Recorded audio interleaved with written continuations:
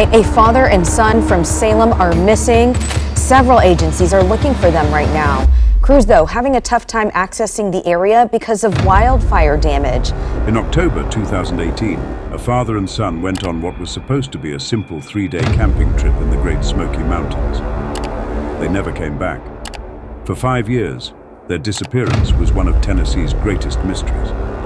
Then, a wildlife researcher's drone captured something in the forest that changed everything. The footage not only solved the case, but revealed a truth so shocking it would tear a family apart. October 15th, 2018. Sarah Martinez stared at her phone again and again. The clock read 8:47 p.m.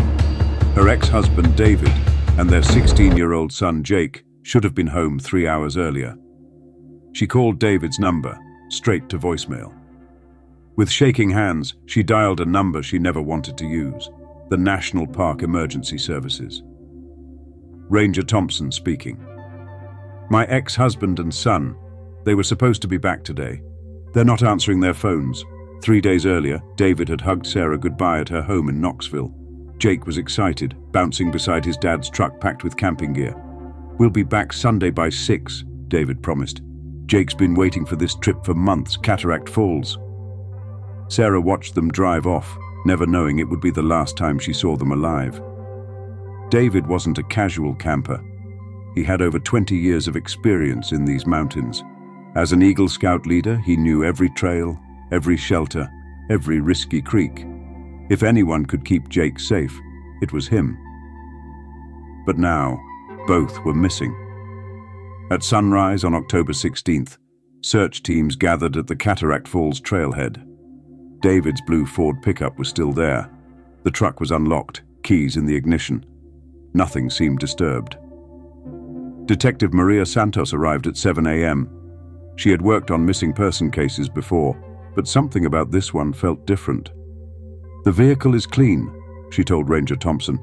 No struggle, no blood, nothing missing except their camping gear.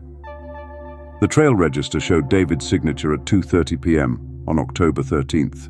D. Martinez, plus son, 3-day backcountry, Cataract Falls.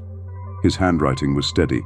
Search dogs quickly picked up their scent along the first mile of the trail. Then, suddenly, they lost it. That's not normal, said handler Jim Collins. These dogs can track through storms.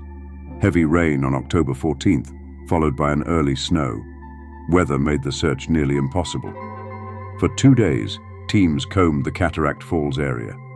Helicopters scanned from above, but thick trees blocked the view. Volunteers checked caves, shelters, and river crossings. Nothing.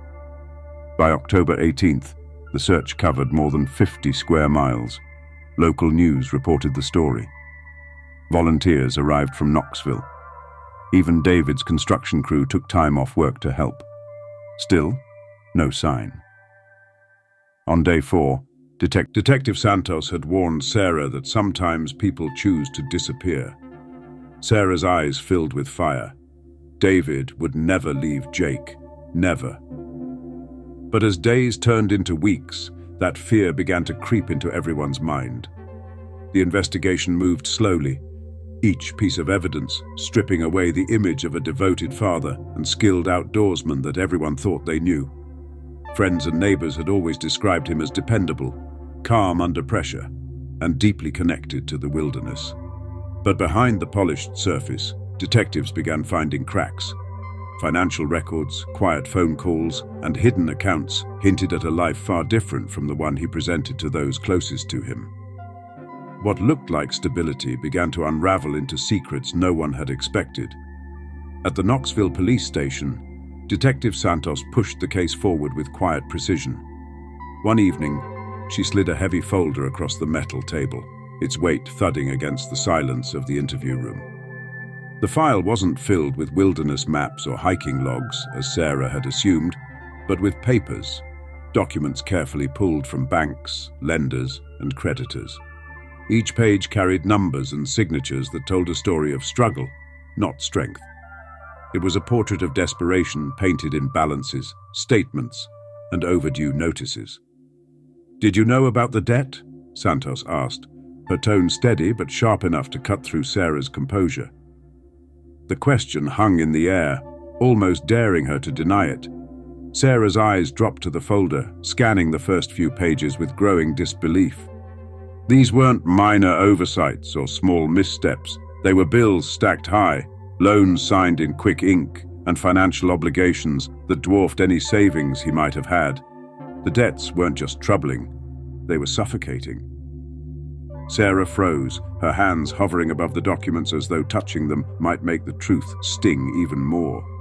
Line after line revealed details she had never been told. Credit card balances spiraling past $30,000, unsigned warnings from lenders, and loan papers she had never seen before. Tucked between them was something even more devastating: a second mortgage, approved months earlier, secured against property she thought was safe. Her chest tightened as the numbers added up in her head. Nearly $80,000, all hidden, all secret. "I don't understand," Sarah whispered, her voice thin and cracked under the weight of betrayal. Her mind reached back to the divorce, every long meeting, every signed paper, every promise that they had split everything evenly.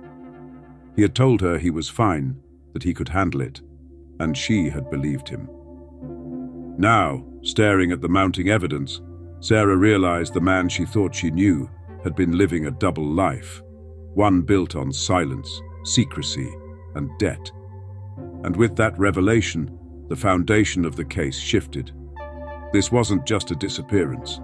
It was the beginning of a much darker story. The troubles didn't stop there. Child support officials had been chasing David for missed payments. A court date was already set for October 20th, just days after the trip. He had even called in sick before leaving, asking about cashing out his pension. Family members painted a mixed picture. Miguel, David's brother-in-law, swore he was devoted to Jake. That boy was his world, Miguel insisted. But even he admitted David had been acting strange. Last month, he asked me to promise that if something ever happened, I'd tell Jake how much he loved him. I thought he was just being dramatic. Jake's girlfriend, Emma, shared another detail. Jake told me his dad talked about starting fresh somewhere. I thought he meant moving to a new city. Jake was excited weeks passed. Night temperatures dropped below freezing, and experts said no one could last long. By November 15th, the official search ended. Sarah refused to give up. She hired investigators, organized searches, and followed every lead. Rumors came and went, but nothing stuck. By year 4, drained and broken, she signed the death declarations. The $200,000 insurance payout felt like blood money. The entries told the truth. David hadn't vanished by accident. He had planned to disappear with his son. For 5 months they survived in the wilderness. Searchers found Jake's grave on a ridge and David's body at the base of a cliff. The community was torn. Was David a loving father crushed by debt, or a selfish man who doomed his son? Sarah chose to forgive. On October 15th, 2023, 5 years to the day of their disappearance, father and son were buried side by side. Hundreds came to say goodbye. Sarah's eulogy remembered not David's final mistake, but the father who taught Jake to love the mountains. The Smokies had kept their secret for 5 years. Technology revealed the truth. But the real story was about debt, desperation, and a love that endured even in tragedy. David Martinez wanted to be with his son forever. He got that wish, but the price was far greater than anyone should ever have to pay. The Smoky Mountains kept their secret for 5 years, until the truth finally came out. David Martinez's choices destroyed a family, but they also left behind a story that reminds us of the importance of asking for help before it's too late. What do you think? Was he a broken man caught in desperation, or a selfish father who risked everything? Let us know in the comments below. And if you want more true stories like this, don't forget to like, share, and subscribe.